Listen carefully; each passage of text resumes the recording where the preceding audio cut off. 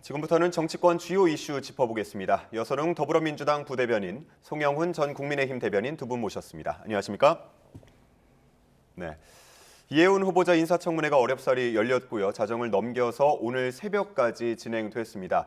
사과로 청문회를 시작했는데 여야 할 것 없이 질타가 이어졌습니다. 먼저 두 분 어떻게 보셨는지 궁금한데요. 네, 저는 만약에 이해운 후보자가 민주당 출신의 인사였다면은 인사청문회도 가지 못하고 진작에 낙마했다 이렇게 보여지는데 국민의힘 출신 인사이기 때문에 아무래도 인사청문회까지는 진행이 된 것 같은데요. 어제 인사청문회에서 이해운 후보자의 여러 가지 의혹에 대한 이런 해명들이 굉장히 부족했고 오히려 그 관련 의혹을 더 명확하게 했다. 그래서 저는 이해운 후보자가 기획예산처 장관의 자격이 있는지 상당히 의문스럽다.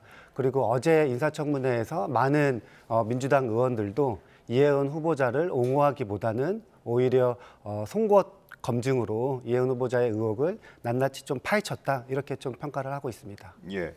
송 대변인님은 어떻게 보셨습니까? 한마디로 평하자면은 이해운 후보자에 대해서는 이진숙의 길을 가야 된다 이렇게 말씀드립니다. 여기서 말하는 이진숙은 이진숙 전 방통위원장이 아니고 사회부총리 겸 교육부 장관 후보로 지명됐다가 이재명 정부에서 첫 지명 철회가 된 그 이진숙 전 후보자를 이야기하는 겁니다. 그러니까 이해운 후보자에 대해서는 인사권자인 이재명 대통령이 지명 철회로서 결자 해지해야 된다라는 말씀을 드리는 거예요. 왜 그러냐면은 자, 이해운 후보자는 어제 인사청문회에서 본인의 갑질에 대한 진정성 있는 반성을 보여준 게 아닙니다. 오히려 국민의힘에서 자신의 전직 보좌진들에게 압박을 하고 있다 이렇게 항변을 했죠. 전직 보좌진들이 과연 어떻게 봤을지 대단히 궁금합니다. 그다음에 서초구 초고가 아파트 불법 청약 문제에 대해서는 자신의 장남을 가정 불화자로 만들면서까지 납득할 수 없는 변명으로 일관했습니다. 게다가 그 장남의 대학 입시 관련된 의혹도 새롭게 제기가 됐는데 만약에 이것도 사실이라고 한다면은 갑질, 부동산, 입시, 삼관왕이 되는 겁니다. 이 정도면은 지명철회 말고는 답이 없다라고 말씀드립니다. 예, 알겠습니다. 자, 자정이 넘겨서 마무리된 인사청문회였는데 여러 의혹에 대한 문제 제기 그리고 해명이 이어졌습니다. 현장 이야기 먼저 듣고 오겠습니다. 청약을 위해서 사실은 주택법 위반입니다, 이거. 제가 이제 이런 얘기를 공개적으로 하게 되지 않기를 간절히 바랬는데 혼례를 올리고 곧바로 좀 문제가 생겼습니다. 두 사람의 관계가 깨어진 상황이라 최악으로 치달았습니다. 거기에 대해서 잘못됐다. 어떤 처벌이라도 받겠다. 필요하면 이 아파트 내가 포기하겠다. 이 정도는 각오를 가지셔야 이재명 정부의 초대 우리 기획사세 장관의 자격이 저는 있는 걸로 봅니다. 네, 알겠습니다. 네. 그런 용의가 있으신 거예요? 예? 아, 대답을 하세요. 고개 끄덕끄덕 하시면 누가 압니까? 속기록에 남겨야지. 네. 있으신 거예요? 없으신 거예요? 네. 내가 뭐예요? 계속 내 있다고요. 그래서 정치권 주요 이슈 이야기 대담 이어가겠습니다. 보신 것처럼 여러 의혹이 있는데 그중에서 많은 관심을 모았던 게 부정청약 논란입니다. 이와 관련해서는 여당에서도 명백하게 불법이라는 워딩까지 나왔어요. 네, 그렇습니다. 어제 이제 인사청문회에서 민주당 의원이 관련해서 실적법 위반이다, 불법이다 이런 이야기를 했는데요. 당연한 것이 지금 이해운 후보자가 어제 해명의 이제 핵심은 결혼을 했는데 죄송합니다. 결혼을 했는데 파경 위기가 와서 혼인 신고를 하지 않고 실제 같이 살지도 않았다. 그런데 그 와중에 우연히 청약에 당첨됐다. 그런 이제 해명의 핵심이 취지가 이거거든요. 그런데 이해운 후보자의 해명이 실사 맞다고 하더라도 위장 전입 문제는 그러니까 해소되지 않습니다. 그렇다면은 여전히 이제 부정 청약 의혹은 남는 것이고요. 우리가 이제 부동산 투기와 이제 아파트 아파트 이제 부정 청약 이제 관련해 가지고 정부가 굉장히 이제 고강도로 조사하고 이것을 부동산 질서 교란 행위다 이렇게 보고 이제 잡고 있는데 부동산 투기는 불법이에요. 그러니까 부동산 투기는 불법이 아닙니다. 그런데 아파트 부정 청약 같은 경우에는 불법입니다. 그래서 정부가 아파트 부정 청약 같은 경우에는 처벌하겠다고 이렇게 이제 하고 있는데 지금 이해운 후보자는 지금 가지고 있는 관련 의혹이 아파트 부정 청약이라서 이게 이제 정부가 부동산 안정화를 위해서 잡겠다고 하는 이러한 부동산 큰 철학에 굉장히 배치되기 때문에 어제도 관련해서 이거 지금 집 없는 사람들이 이거 관련해 가지고 이혜원 후보자가 만약에 장관이 된다고 하면은 이거를 국민이 납득할 수 있겠느냐 뭐 이런 이야기까지 나왔습니다. 예, 물론 뭐 재건축 아파트이기 때문에 뭐 주택법보다는 도시정비법에 의해서 뭐 이게 처벌이 가능하냐 안 하냐 이런 문제들은 좀 남겨진 것 같긴 한데 여튼 뭐 계속해서 지적이 있었고 그렇기 때문에 이 아파트를 뭐 포기할 용의가 있느냐 하는 질문들도 나왔던 것 같습니다. 말씀을 해주신 것처럼 어떻게 보면은 밖으로 좀 내보이기 어려운 가정사가 될 만한 이야기까지 보였고요. 눈물까지 흘리는 모습이 있었는데 어떻게 보셨습니까? 그런데 이혜훈 후보자의 설명이 저는 납득할 수 없는 변명에 가깝다고 봅니다. 이거를 시간 순서대로 우리가 타임라인을 정리해 보면은 이혜훈 후보자의 주장이 왜 납득할 수 없는지가 잘 보이거든요. 일단 2023년 12월 2일에 이혜훈 후보자의 장남이 그 배우자 될 사람과 공동 명의로 신혼 전셋집을 계약을 합니다. 7억 3천만 원짜리 전세인데 전입 신고를 해서 확정일자를 받으면 대항력이 생길 것인데 처음부터 전세권을 설정해 주기로 하는 특약이 계약에 포함되어 있었다고 해요. 그로부터 2주 뒤에 결혼을 합니다. 결혼식을 올립니다. 그런데 이혜훈 후보자는 그 결혼식 직후에 문제가 생겨서 거의 뭐 파경에 이를 지경이었다라고 이야기를 하잖아요. 그런데 그로부터 한 달하고 이틀이 지나서 이혜훈 후보자의 남편이 그 며느리 될 사람에게 1억 7천만 원을 빌려줍니다. 이게 그 7억 3천만 원짜리 신혼 전셋집에 잔금에 쓸 돈이었거든요. 그러면은 아들 내외는 이미 파경이 될 정도가 됐는데 그 이혜훈 후보자의 배우자는 며느리 될 사람에게 1억 7천만 원이라고 하는 거액을 선뜻 빌려준 거예요. 사실 이런 경우는 엄밀하게 말하면 빌려줬다기보다는 자식 내외에게 증여를 해야 되는데 그 증여세 문제 때문에 대여의 형식을 갖춘 것이 아닌가 하는 의심마저 들거든요. 그리고 이것뿐만이 아니고 그리고 나서 한 달여가 지나서 같은 해 2월 26일에 이혜훈 후보자 가족은 강남에 있는 모 고가 아파트에 청약을 넣습니다. 그 다음 날에야 그 장남의 배우자가 신혼집으로 전입신고를 합니다. 그리고 7월 30일에 문제의 서초구 초고가 아파트에 또다시 청약을 넣어요. 그리고 그 다음 날에는 용산에 얻어놓은 전셋집으로 이혜훈 후보자 일가가 전입신고를 합니다. 그런데 그 전입신고를 하기 6일 전에 이혜훈 후보자 장남의 배우자 될 사람은 전출을 나갑니다. 다른 곳으로. 그래야지 전입을 들어올 수 있겠죠. 이렇게 이혜훈 후보자의 며느리는 여러 번에 걸쳐서 이혜훈 후보자 가족에게 매우 협조적인 모습을 보여왔어요. 그러면 이게 과연 장남이 파경에 이를 정도의 상황입니까? 대단히 모순적이고 오히려 그 며느리 될 사람은 효부라고 칭해야 맞다. 그래서 그 변명을 납득할 수 없다라는 말씀을 드립니다. 예, 저희 앞서서 녹취로도 봤지만 정일영 의원이 이 아파트를 포기할 것이냐 하는 그 의사를 물었는데 이거를 뭐 대답을 했다고 봐야 할지 아니면 마지못해 대답을 했다고 봐야 할지 모르겠지만 뭐 네라고 말을 하기도 했습니다.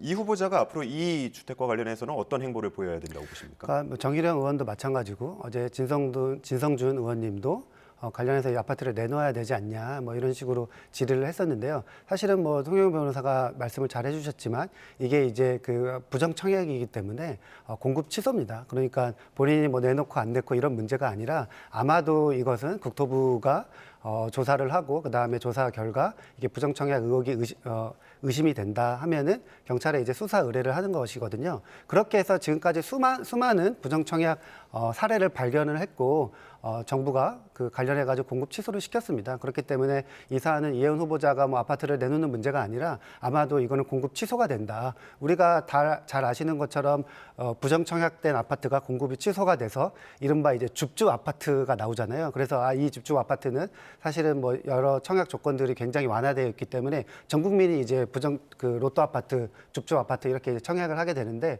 저는 이 관련해 가지고 이혜훈 후보자가 지금 이 나오는 해명들이 전혀 오히려 점점 더 의혹을 가중시키고 있기 때문에 저는 그냥 뭐 후보자를 자진 사퇴하는 게 맞다고 보지만 지금 이혜훈 후보자의 지금까지 뭐 행동을 보면은 그렇게 전혀 자진 사퇴할 것 같지가 않기 때문에 아마도 지금 어제 이제 인사청문회가 끝났고 아마 국회에서 여야 이제 합의로 이 인사청문회 이 후보자가 적격이냐 부적격이냐 이렇게 이제 결과를 낼 텐데요. 이거는 아마도 당연히 이제 부적격이라고 생각을 합니다. 그래서 부적격이 나오면은 이혜훈 후보자가 자진 사퇴하는 것이 맞다 이렇게 생각을 합니다. 예, 뭐 증인으로 나온 국토부에서도 관련해서 이제 문제가 있는 것으로 볼 수 있다 사실이라면 이렇게 얘기를 했습니다만 뭐 증거는 없어서 조사는 어렵다라고 말을 하기도 했습니다.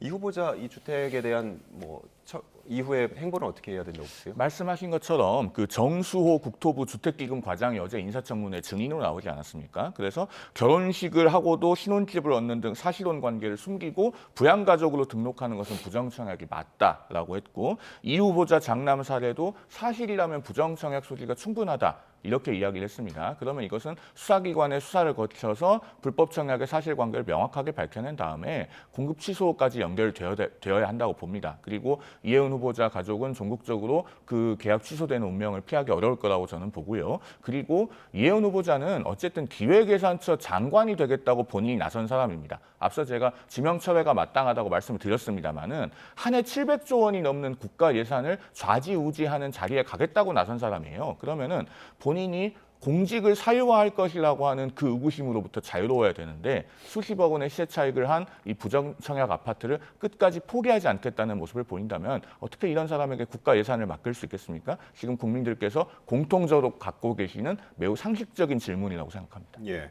또 논란이 됐던 부분 중에 하나가 이 자녀들의 대학 입시 문제였는데, 장남의 대학 입시 전형을 두고도 처음에 이제 엇갈린 말들이 나왔었고, 이후에 국외 선양자 전형으로 입학을 했다라고 해명을 했지만 할아버지 찬스를 사용한 거 아니냐, 현대판 음서제다라는 비판들도 나왔어요. 맞습니다. 그러니까 이혜훈 후보자의 이제 맨 처음에 이혜훈 후보자 관련돼서 여러 가지 의혹들이 나왔는데, 그때 제 기억으로는 이혜훈 후보자가 가장 당당하게 자신 있게 답변했던 문제가 우리 장남은 뭐 사회기여자로 입학하지 않았습니다. 뭐 이거였거든요. 그런데 알고 보니까 본인이 착각해가지고 뭐 장남과 그다음에 셋째 예. 차남인가요? 이렇게 이제 아들들이 셋이라 헷갈렸다 이렇게 이야기를 했는데, 결과적으로 이혜훈 후보자의 해명이 잘못됐다. 본인이 이제 스스로 정정은 하긴 했습니다만, 근데 그 정정한 그 해명에서도 이게 과연 이혜훈 후보자의 장남이 그 명문대에 이제 입학하는 과정에서 이게 조부의 훈장을 가지고 입학한 것이 과연 이게 뭐 맞냐, 정에 맞냐, 그리고 실제 그런 전형이 있었냐, 여기에 대해서 여러 이제 의혹이 나왔었는데, 그리고 국민의힘에서도 질문을 했고요. 근데 제가 보기에는 제가 뭐 전체는 다 안 봤습니다만은 이혜훈 후보자의 해명이 부족했어요. 그러니까 이 입시 관련된 자료를 내야 되는데 그 자료를 제출하지 않아서 사실은 이게 상당 부분 의혹으로 좀 남아 있다, 이렇게 지금 보여집니다. 예. 뭐 앞서서 송 대변인님도 이 부분에 대해서 지적을 해주셨고, 뭐 갑질 논란까지 더해서 여러 가지 의혹이 어제 검증이 많이 됐습니다. 여야 간 청문 보고서 채택 뭐 쉽지 않아 보이는데 어떻게 전망하고 계신지요? 일단 청문 보고서는 산술적인 가능성이 4가지가 있죠. 적격으로 채택, 부적격으로 채택, 적격, 부적격을 모두 기재해서 채택, 그다음에 마지막으로 채택이 안 되는 경우가 있는데, 일단 현재 적격으로 채택될 가능성은 없다고 봐도 과언이 아니고, 그다음에 적격, 부적격을 모두 병기하는 것은 국민의힘에서 받아들이기가 어렵습니다. 그러면은 남아있는 가능성 2가지는 부적격으로 채택이 되거나 혹은 아예 채택이 안 되는 경우입니다. 만약에 민주당 의원들이 이 적격으로 보고서를 채택해야 된다고 강변한다면은 지금 국회 기재위원장은 국민의힘 이미자 의원 아닙니까? 그러면 아마 보고서가 채택이 안 될 거예요. 그런데 제가 봤을 때 가능성이 있는 유력한 경우의 수 중 하나가 부적격으로 아예 채택이 되는 경우입니다. 2010년대에 국무위원 후보자에 대한 인사청문 보고서가 부적격으로 채택된 사례가 3번 있습니다. 2016년에 조윤선 문화부 장관 후보자 당시, 그리고 김재수 농림부 장관 후보자, 그리고 2017년 9월에 있었던 문재인 정부의 박성진 중소벤처기업부 장관 후보자거든요. 이 3번의 사례 중에서 앞에 2번은 여소야대 상황에서 여당 의원들이 집단으로 퇴장하고 야당만 부적격으로 단독 채택한 경우입니다. 그런데 지금은 야당이 소수이기 때문에 그렇게 하는 건 불가능해요. 그런데 박성진 후보자 사례를 보면은 그 당시에 이 창조과학 신봉으로 굉장히 논란이 크게 됐었지 않습니까? 그래서 여야 합의로 부적격 보고서를 채택을 하고 그 결과에 따라서 박성진 후보자가 자진 사퇴를 하는 방식으로 정리가 됐습니다. 저는 이렇게 여야 간의 의견이 모아질 가능성도 배제하기 어렵다고 보이고, 어제 청문회 기류를 보면은 일부 민주당 의원들은 이혜훈 후보자를 엄호하기도 했지만 또 어떤 민주당 의원들은 상당히 공세적인 질문을 하기도 했기 때문에 부적격 보고서의 여야 합의 채택 가능성을 좀 유심히 예의주시할 필요가 있다고 봅니다. 예, 그러면 사례로 든 것과 같이 이 후보자가 자진 사퇴할 가능성이 크다고 보시는 건가요? 만약에 그렇게 된다면 강선우 후보자 같은 경우에 당시 이제 김현지 총무비서관으로부터 연락을 받았다고 하지 않습니까? 그런 식으로 청와대에서 뭐 유력한 인사를 담당하는 그런 그 담당자가 연락을 하고 거기에 따라서 이해운 후보자가 자진 사퇴할 가능성도 있겠죠. 다만 저는 가장 올바른 방식은 서두에 말씀드렸듯이 이 지명을 한 이재명 대통령이 직접 지명 처리를 해서 결자 해지하는 것이다라고 생각합니다. 예. 자, 이재명 대통령이 과연 어떤 선택을 할 것인가, 결론을 내릴 것인가 하는 부분에 자연스럽게 시선이 쏠리게 되는데 정말 어려운 문제라고 앞서서 신년 기자회견에서도 이야기를 했습니다. 어떤 선택을 하게 될까요? 신년 기자회견에서 이재명 대통령께서 하신 말씀이 좀 기억에 남는데요. 그중에 사실은 본인이 추천했기 때문에 무조건 같이 일하게 해주십시오 이래야 되는데 여러 문제가 있는 것 같다. 거치 여부를 결정하지 못했다. 이런 이야기를 했습니다. 사실상 이해운 후보자의 시중의 여론을 상당히 이제 부담을 느낀다는 것이고요. 저는 이 대통령, 인사권자인 대통령을 말에 이해운 후보자가 반응을 해야 되는데 민주당 출신의 인사가 아니기 때문에 당과 그리고 이재명 정부에 대한 애정이 없어서 사실은 자진 사퇴는 상당히 어려운 것으로 보입니다. 그럼에도 불구하고 국회에서 여야 합의로 이 인사청문안에 대해서 뭐 부적격 이렇게 조치를 하고 그럼에도 이해운 후보자가 자진 사퇴하지 않는다면 청와대에서 정리를 하는 게 아마도 뭐 합당한 수순이지 않을까 이런 생각이 있습니다. 예. 자, 그러면 이제 각 당 상황들도 이야기를 나눠보도록 하겠습니다. 정청래 더불어민주당 대표가 쏘아올린 공이죠. 조국혁신당과의 합당 이슈로 당 안팎이 들끓고 있습니다. 관련된 목소리 먼저 듣고 오겠습니다. 당무는 당의 책임입니다. 당이 결정해야 합니다. 마치 대통령의 뜻인 것처럼 대통령이 관여하는 것처럼 오해를 불러일으키는 방식은 결코 바람직하지도 않고 해서도 안 됩니다. 제대로 된 통합을 위해서라도 정청래식의 독단은 이제 끝나야 합니다. 어제 저의 합당 제안으로 놀라고 당황하신 분들이 많았나 봅니다. 사과할 각오로 제가 제안을 했습니다. 그러나 꼭 가야 할 길이라고 저는 생각합니다. 언젠가 누군가는 테이프를 끊어야 하는 일입니다. 네, 들으신 것처럼 정 대표는 꼭 가야 할 길이다라고 언급을 했고요. 또 비당권파로 분류되는 최고위원들 불참하기도 했고 초선 의원들 중에 일부는 또 반대 의견을 공식적으로 공개적으로 밝히기도 했습니다. 지금 민주당 내 분위기가 어떤 겁니까? 분위기 별로 안 좋습니다. 근데 이제 다들 민주당과 조국혁신당이 합심해서 뭐 지방선거를 치르거나 총선을 치르거나 대선을 치러야 된다 이런 생각을 가지고는 있었던 것 같아요. 그런데 이제 그러한 논의가 전혀 좀 수면 위나 아래로나 이렇게 이루어지지 않은 상태에서 어떻게 보면은 좀 급작스럽게 그리고 코스피 5천 달성이라는 뭔가 국정 운영의 성과가 이렇게 드러난 날에 당 대표께서 이렇게 이제 합당 제안을 하셔서 당혹스러운 면이 조금 있는 것 같습니다.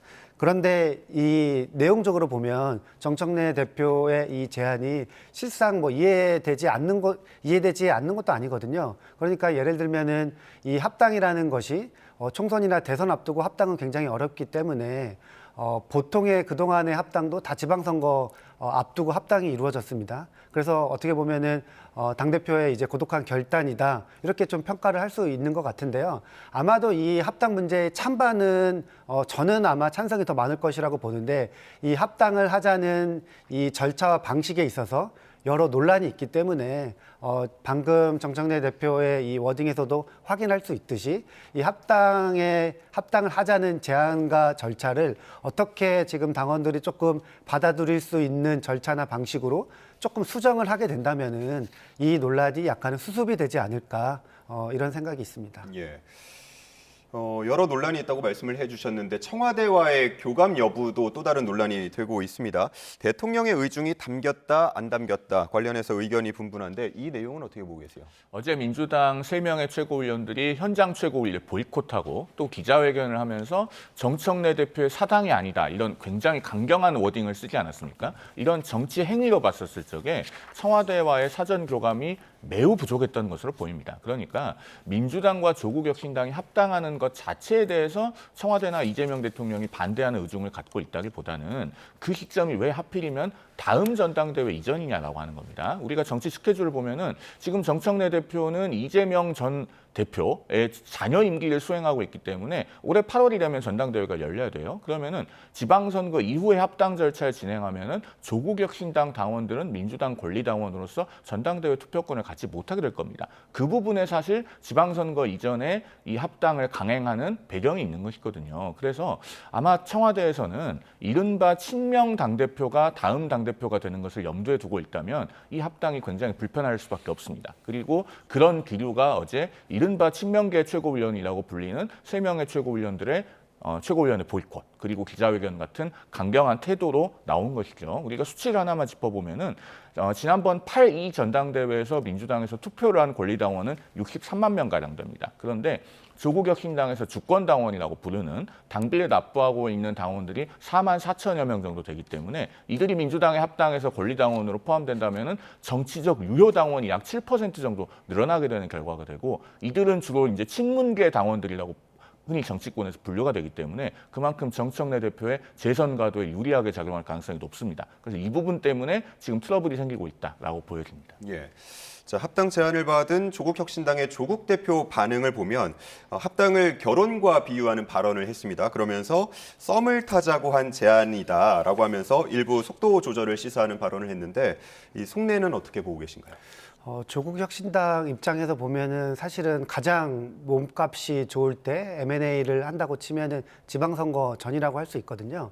지금 지방선거 후에는 뭐 후보자들이 그러니까 당선자들이 다 결정되고 나서 사실은 뭐 선거 끝나고 니까 합당이랑 이런 거에 관련해서 국민들이 지금 합쳐야 될 때야 이렇게 이야기를 하지 않을 거예요. 지방선거 전에 어쨌든 그 민주당과 조국 혁신당이 범여권이기 때문에 둘이 합쳐가지고 선거를 치러 이 여론이 가장 높기 때문에 조국 혁신당의 몸값도 가장 높다 이렇게 할 수 있을 것 같습니다. 그런데 다만 어제 이제 조국 혁신당에서 나온 뭐 여러 논평들을 보면은 민주당이 받아들일 수 없는 여러 가지 뭐 철학들 이런 것들이 같이 포함되어 있더라고요. 그래서 그런 부분들이 합당에 약간 좀 방해가 되지 않을까. 그래서 조국 혁신당뿐만 아니라 민주당 안에서도 그런 것들이 만약에 조국 혁신당이 끝까지 내세운다고 하면은 합당이 쉽진 않겠다 뭐 이런 생각이 있습니다. 예.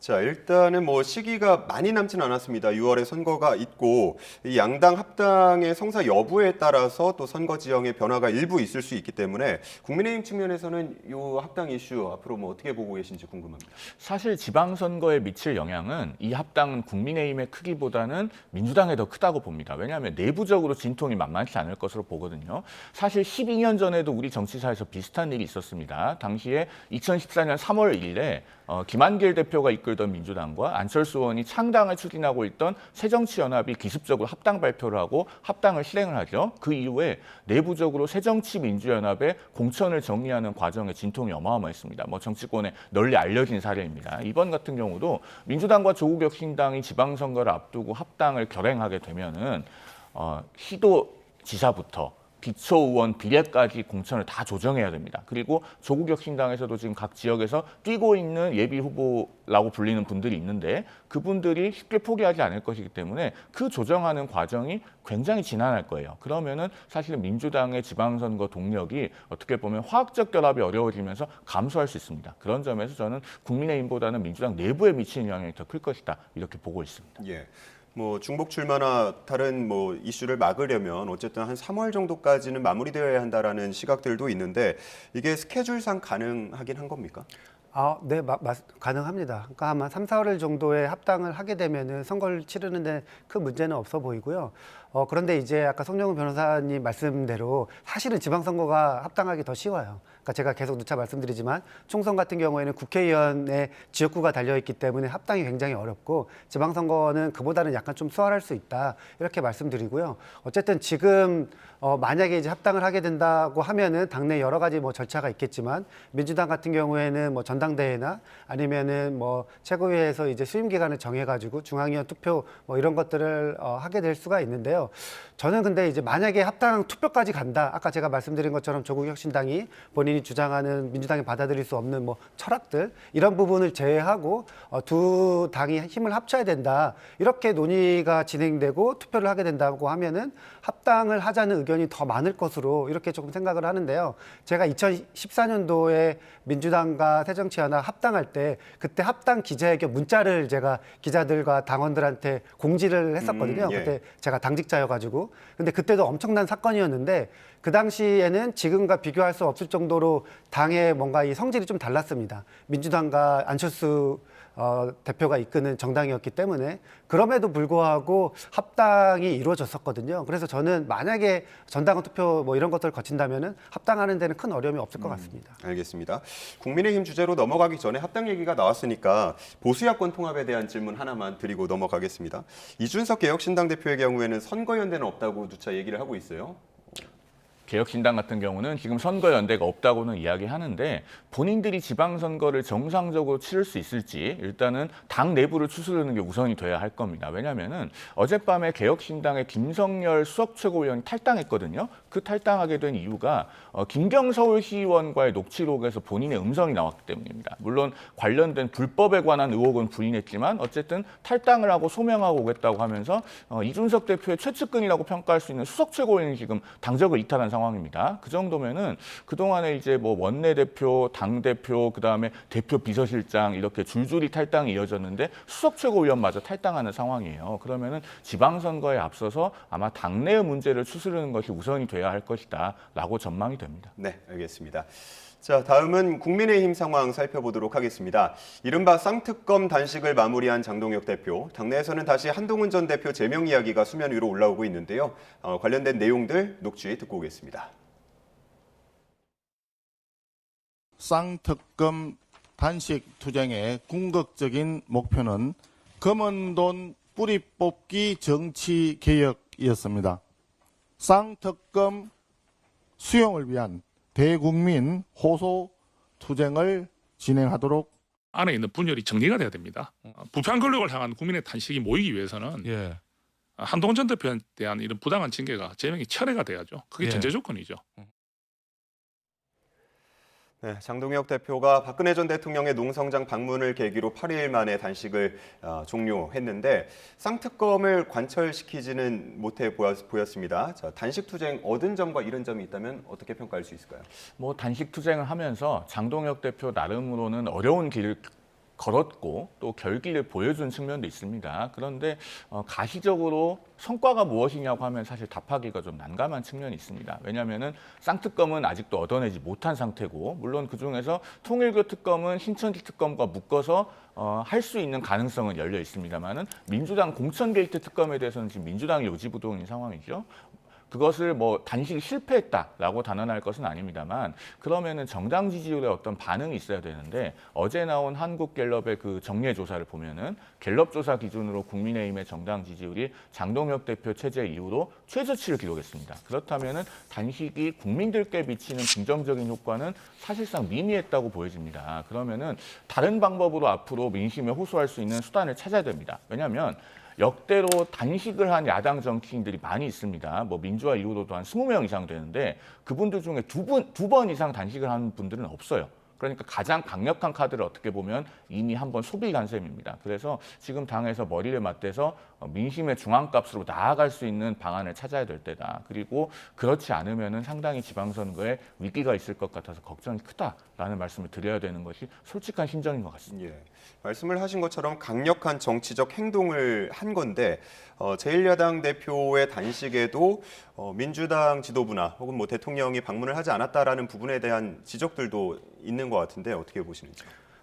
장동혁 대표의 단식이 약간 급작스러웠잖아요. 뭐 여러 가지 빌드업이나 아니면은 특검 관련해서 이야기를 굉장히 주장을 오래 했는데 그것들이 받아들여지지 않고 뭔가 이 여론이 모아졌을 때 이렇게 단식을 하는 것인데 뭐 그 공천헌금 관련 특검 같은 경우에는 특검을 주장한 지 한 달도 채 안 됐거든요. 그래서 전혀 논의도 안 됐었고 통일교 특검 같은 경우에는 민주당이 오히려 이 부분을 받아들이고 안에 이제 내용을 한번 살펴보자 이런 상황이었기 때문에 이것도 어느 정도 단초가 있었는데 갑자기 이게 단식의 명분이었어요. 표면적인 명분이었죠.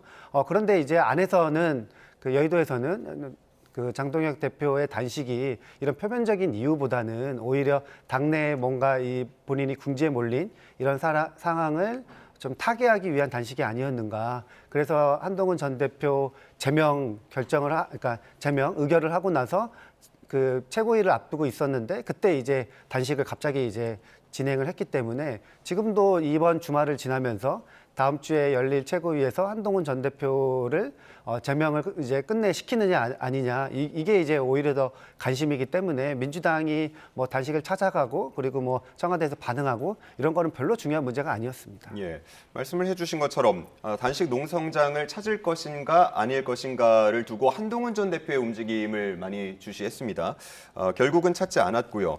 이후로 한 전 대표 제명 이슈가 다시 불거지고 있는 모양새인데 이 징계 문제는 끝내 어떻게 처리가 될까요?